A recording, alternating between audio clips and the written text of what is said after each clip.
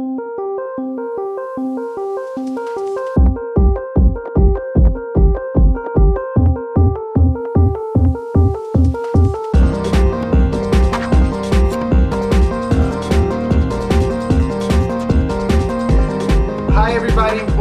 back to the Fashion Bunker. Dacob here. Today is Red Day, Red Topic Day. I've been feeling so red lately. My hair has been not in a red way, but it's kind of a warmer tone. I'm going more into these kind of yellowy streaks. I'm loving it a lot, the warmth. I guess I'm just lacking that sun, that winter oh so deceptively steals from us.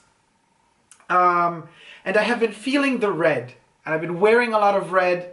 And a part of that desire for red is my rediscovered love of Hypnotic Poison. Look how big this is. This is the biggest bottle that they produce. It's 150 milliliter eau de toilette, sorry guys. Eau de toilette 150 ml spray. It comes in this ginormous package, box or whatever. It does exist as 30 ml, 50 ml, 100 ml, and 150 ml eau de toilette. And then it also exists as 50 milliliter or 100 milliliter eau de Parfum, which smells very different from the eau de toilette. Now, the original Hypnotic Poison was created in 1998. Was it 1998? Yeah. 1998 by Annick Menardo. Now, Annick Menardo is a very, very sassy lady creating the best, what we define as Orientals in the world. Now, I'm a bit sick and tired of the world, of perfumery world, calling Orientals all those perfumes that have some sort of warmth in them, or vanilla, or some sort of ingredient that could be either an oud, like Oud Ispahan from Dior, or yeah, okay, opium, I guess the name of it is already, you know, programmed. You call it opium, it comes from the Orient. Hypnotic Poison, to me, is not an Oriental. Even though, on the box, and by the way, this is the newest reincarnation of it, and the newest formulation. Now, I don't know when the last one was, but this is the newest one as of today, 2016. It says on the box in the back, I don't know if you can see this, in French and then in English, an explosive sensuous vanilla set on an almond jasmine accord. A heady and incredibly sensual Oriental. To me, it ain't Oriental, and we'll get to it. Why is it not Oriental? Let's get to it right away because I might forget later to get to it. It transcends borders and continents to me. Maybe because the first time I tried it, I was very, very young, so I wasn't built yet as a persona of my own. So this perfume kind of molded me in a way. I don't know. But for those of you who have been following me on Instagram, you might have noticed I've been posting a lot of red things lately. I'm just so obsessed with red. And you know that I usually in my reviews mention that I hate vanilla in perfumes and I try to avoid vanilla in perfumes. And my hate for vanilla actually stems from Hypnotic Poison. There's a story behind that. I used to love vanilla, but then I started hating it after the first reformulation of Hypnotic Poison. I was just so disappointed by how the vanilla has been kind of dried down in the perfume and has been turned into something more artificial, has been cheapened, and I was just so soaked in it, you know. I was so obsessed by this type of vanilla that I never found it again anywhere else. So I hated every other vanilla, always. But now I have to say, and bear with me, this is going to be a complicated just stretch of an analysis. Before, you see, we're still not getting to the actual smell itself. We will. Hypnotic Poison passed not only through reformulations of the fragrance, but it also passed through reformulations, if you will, of the bottle. Now, the original Hypnotic Poison, contrary to popular belief, many people say that the bottle was cheap, plastic. No, it was freaking amazing. The reason they don't do it anymore is because they don't want to spend that money. That was a glass bottle. It was then covered with kind of a layer of rubbery, of something rubbery and warm, because the idea behind that aesthetical choice was that and in fact, I don't understand why Dior would not do this anymore. It was their concept to begin with. Dior, again, you piss me off. They wanted, the creators, with Annick Menardo and whoever with her, they wanted that when you grab this perfume, that it's warm from the beginning. The bottle is not supposed to be cold to the touch. Hence that light coat of that rubbery material, so whenever you hold the bottle, it's always warm.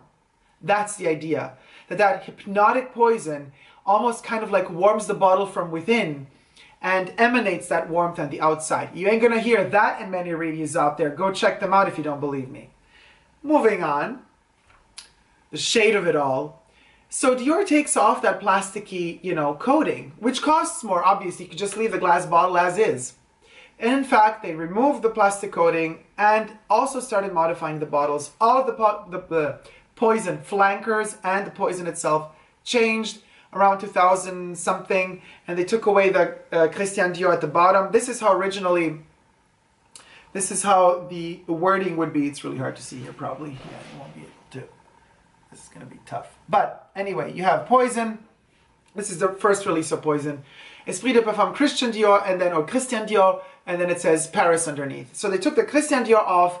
All we have left is just Dior, and the shape of the bottle changed. I do not have the kind of in between bottle shapes, but what I am really happy to see is that as of today, 2016, the poison bottles are returning to their original shape, which is this one here.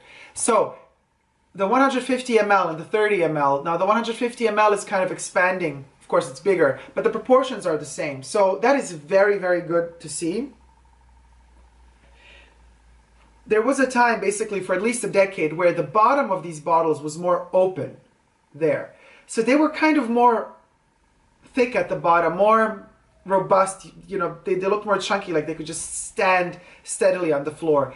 This one is more light, because when you keep it, it kind of, it opens up on the sides, much more sensuous. I'm really happy that they returned to the original bottles. Not only are they returning to the original bottles within the perfume range, or the eau de toilette in this case, but they're also returning, as far as hypnotic poison is concerned, to the original 80s concept bottles for the shower gels and the body lotions, which is amazing, extremely elegant. And I hated the other ones that were in use for over 10 years. They look like a teardrop. Disgusting. Really cheap. Now Dior is going back to the original design of the bottles, which was used in the 80s. That looks like an elongated eau de toilette poison.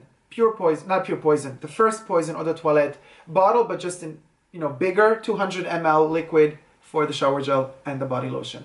Except it's red because it's for hypnotic poison. And only hypnotic poison gets this special treatment. Why, you ask yourself? Because it's the bestseller of the entire poison range. The poison, as of today, only has an eau de toilette bottle, except, they have modified everything because Esprit de Parfum was in the round bottle. And again, focus, thank you. The eau de toilette was in the kind of flat, longer bottles, but they turned that around, and after Hypnotic Poison came out in 1998, the eau de toilette was also inserted into a round bottle.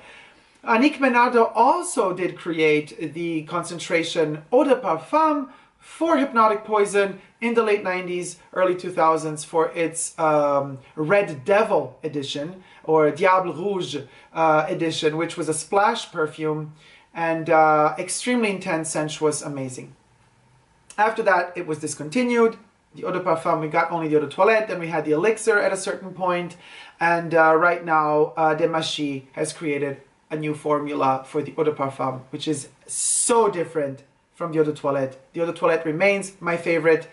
Eau de parfum. I love the eau de parfum as well. I will be testing it more in the days to come, but as of now, definitely my love is with Hypnotic Poison. I have rediscovered it for myself since I received, when I bought my Poison Girl flanker, and you can check out my review of this perfume if you haven't already in the card section up above. I've received, a sample of the new Hypnotic Poison, and I tested it out and tested it as long as the 1 milliliter would permit me to test it, and felt that there's something in here that is returning back to the roots.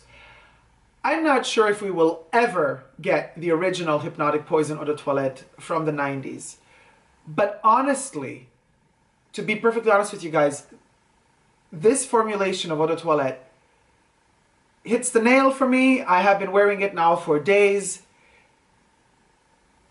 Yes, I have to dose it more than I would have the original.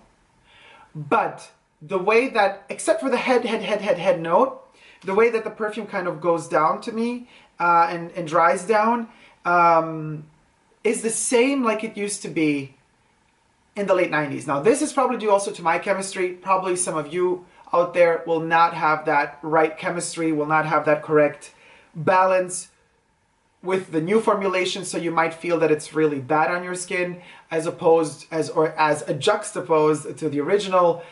To me, it works. On my skin, it works. And now we're going to spray it and see what happens. And I'm going to do it 4 times because I would have done twice the 90s formula, but this one I do double, so I do 4 times. Okay, so right out of the bottle, it's you know, there's alcohol in there. It's pretty chemical, but give it that second. A lot of people mention the licorice in here. I don't feel the licorice. Now, there is something that is licorice-y in the eau de parfum, but again, to me, it's not licorice, because licorice to me, you know, and I love licorice. I love licorice tea. I love the root.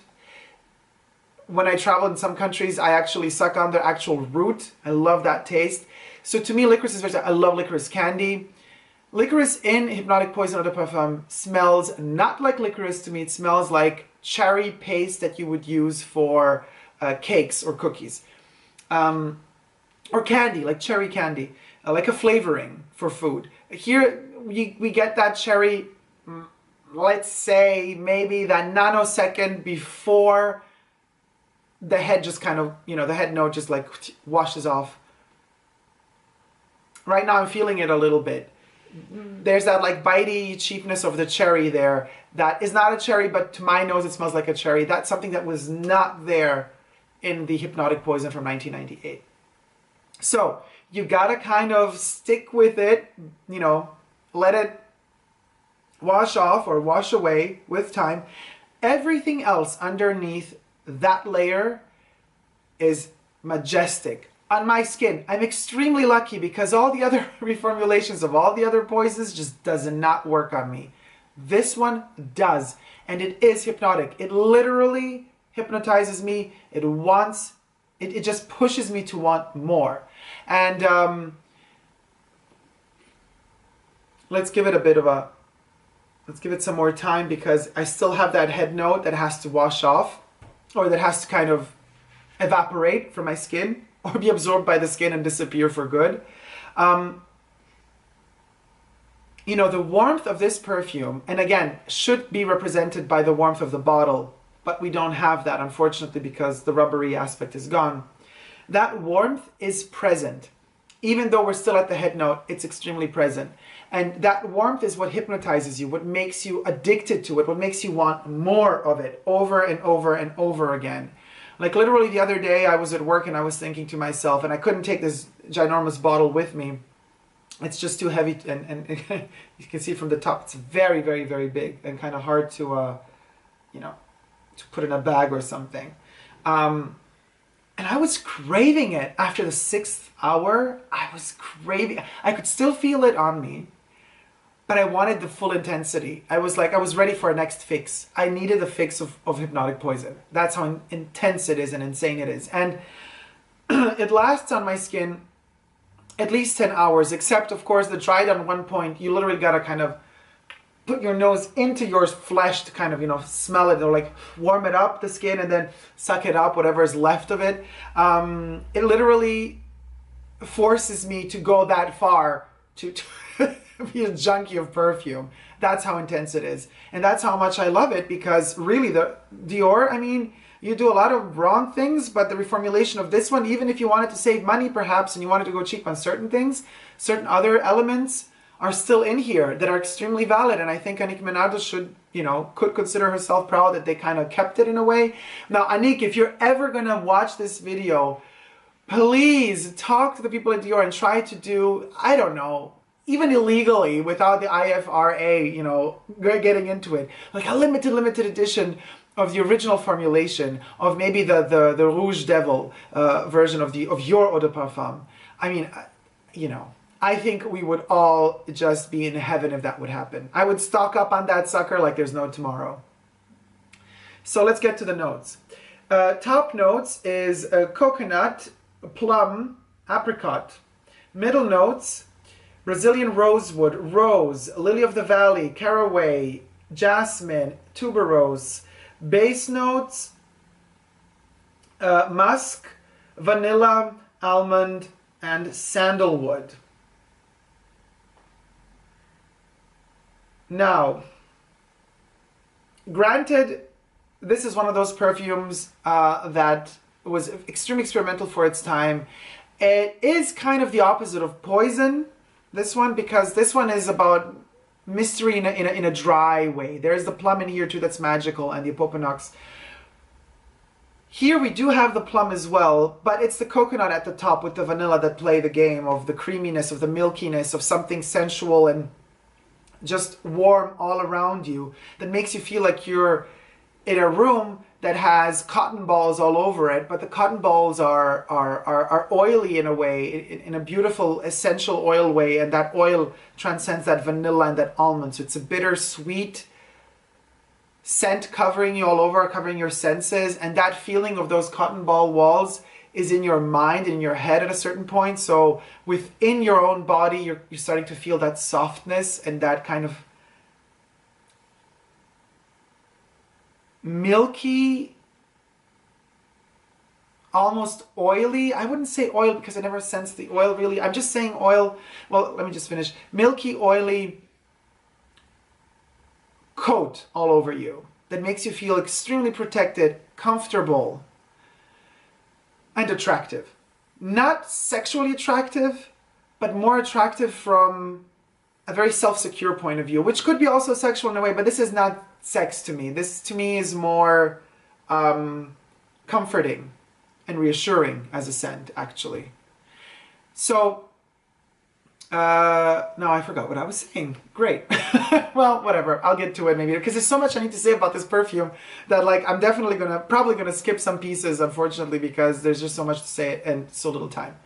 Because time is money, isn't it? So, and you don't want to watch a badass perfume review the last 3 hours. But anyway, what was I saying? Darn. Well, let's get back to the vanilla. Now, the vanilla is present from top to bottom. The coconut kind of disappears at a certain point, but the coconut is very important because the coconut gives it that warmth. But the almonds here are the trick. The almonds create that sort of coating, like the original bottle had, of that rubber, you know, the warm rubber covering the glass. So you can consider your vanilla to be that glass that kind of, it can be pungent, like glass can be cold to the touch. You know, that vanilla can kind of attack you, can be too sweet, can be cloying. Depends what sort of vanilla a perfume house uses. It could be really annoying and bad. But that almond gives that coating over that glass, vanilla, and it tames it. And it tames it in a way that every time you inhale it, oh, now okay, the head note is gone. We're at the heart. Oh my God. You just want to go like, and you're high, basically. That almond protects that vanilla and protects you and makes it never, ever, ever identifiable. You can never really identify in which balance the ingredients are layered in this perfume. So that every time you inhale, that's why you want to inhale some more, because every time you inhale, that almond just like tricks you in because it covers up all the other ingredients, covets them, creates that kind of cocoon of softness and slight rubbery warm feel around it that you can never really penetrate. You can't cut through that rubber, open it up to get to the ingredients. It never lets you do it. It keeps hinting at it all the time of what's inside that rubber coating, but it never lets you in. And that's the hypnotic aspect of this drug, of this potent poison, because it poisons you. And as I was saying to a dear friend of mine, Lanier Smith, by the way, check out his reviews on YouTube, the best perfume reviewer in the world. Big fan of Elizabeth Taylor. We were talking about hypnotic poison the other day, and I mentioned to him, sorry guys, coughing. I'm still actually getting rid of a cold I had some time ago. I said to him, this is like Cleopatra, like Elizabeth Taylor, the scene in Cleopatra where she kind of dives her hand into, I think it was the figs or some other fruits. I haven't seen Cleopatra in a lot of years now, in many years now. And the snake, you know, she's ready to get bitten by the snake. That's how it is to kind of experience hypnotic poison over and over and over again. It's like putting your hand willingly into that basket of that fruit, of the forbidden fruit, and the snake is in there, and you know it's in there, and you want that snake to bite you. And when that snake bites you, that's actually when hypnotic poison bites you, because that's the snake. Hypnotic poison is the snake in this case. It poisons you, and you want it to poison you. The venom of that snake is the venom in this bottle. Basically, you feel it coming into your blood, covering up your heart, and just, you know, a lot of venoms, a lot of snake venoms, the powerful, potent ones that are very dangerous, literally send your whole immune system into meltdown, and actually your blood, more than your immune system. A lot of these venoms work in the way that they literally melt down your blood cells. So your red blood cells just like pop and melt, liquefy, literally. Now, not in such a gross way, but envision it in a very sensual way. Hypnotic poison does that. It melts down your blood. It makes your whole system go into a slight tilt. Whenever I smell hypnotic poison, I have the feeling I'm standing like next to myself a little bit. Like a little part of me is kind of like ticked to the side and is very, very, very pleasantly humbled and satisfied. But it needs that kick, it needs that fix over and over again. Well done, Dior. The formulation works. Now, as the camera stopped, now it started again filming, just one thing I noticed, this bottle has a coating as well. And of course, you know, a lot of people mention, oh, it's like dark at the bottom, then it gets lighter at the top, and they say it's like a lava red. Well, this is kind of, it's not black, it's like a purpley color, then it turns red, and then the stopper is purple. The stopper should have been made in another color. It should have been black, as the original version was, not this purpley. Just because, I don't know, they should have done the black one that they use for Poison Girl. But I've noticed that by playing with the bottle and, you know, moving it around and stuff, I chipped it a little. And guess what happens when you chip it? You'll never be able to see this because it's microscopic. Where is it? But here, a little bit of the paint fell off at the bottom here, and you could see right through the bottle into the liquid. It's impossible to see. It's literally microscopic, but it doesn't matter. But this is really good to know because they actually went that extra mile to get this bottle into this kind of shade of these red hues and purpley dark hues. So it is coated, so they might as well just have stuck with the rubbery coating to keep that idea of the perfume emanating the warmth from inside the bottle. At least that's my personal opinion, because that's a beautiful concept that back in the day, 1998, nobody else did. Nowadays, I mean, yeah, you have Amen from Thierry Mugler in the caoutchouc bottle, but that's a different concept. This is more of a kind of a trick of a vision. You see a bottle and then you take it and it's warm from the second you take it. It's also smoky on my skin, which I love. And in fact, now we're getting to the point why I consider this formulation, from as far as this aspect goes, better than the first edition, because the first edition did not have that smoke in there. This one does. And I love that smoke. There's something in there that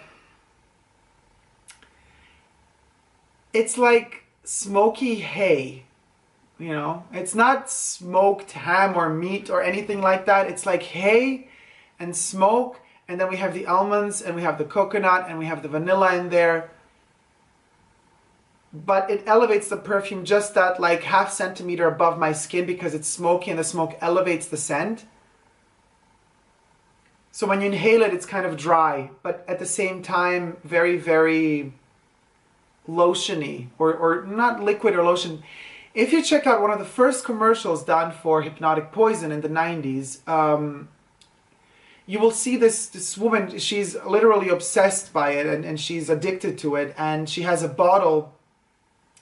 She finds a bottle in an elevator, and now the world that she's in is like Blade Runner from Ridley Scott, the movie. It's all black, it's a hyper-futuristic world, and she's in an elevator, and everything is black outside of this elevator, but the elevator is red. It's the Hypnotic Poison red. And the walls of the elevator are made in the wavy material that the first box of Hypnotic Poison was made of. Well, the print of the box was made of, at least. And she finds this bottle, I think on the floor or something, and it's not a spray bottle, it's a splash bottle. The first Hypnotic Poison was a splash. And it's open, and she looks at it like as if she were an animal, because she discovers this new beast. And, you know, she kind of like tilts it a little bit, and the liquid pours out, but the liquid is like oil. That's how thick it is. You know, she like tilts it, and this like oil drips out, and it's amazing. And that drip of oil kind of spreads out at the bottom of the elevator, and then as she's walking out, there's a reflection of her body in that oil, and she's hooked, and she needs more of it. And as she leaves the elevator, the door of the elevator closes, and as it shuts behind her, there's a circle, and it says, you know, Hypnotic Poison, Christian Dior, Paris. And everything else in the world is black except that elevator.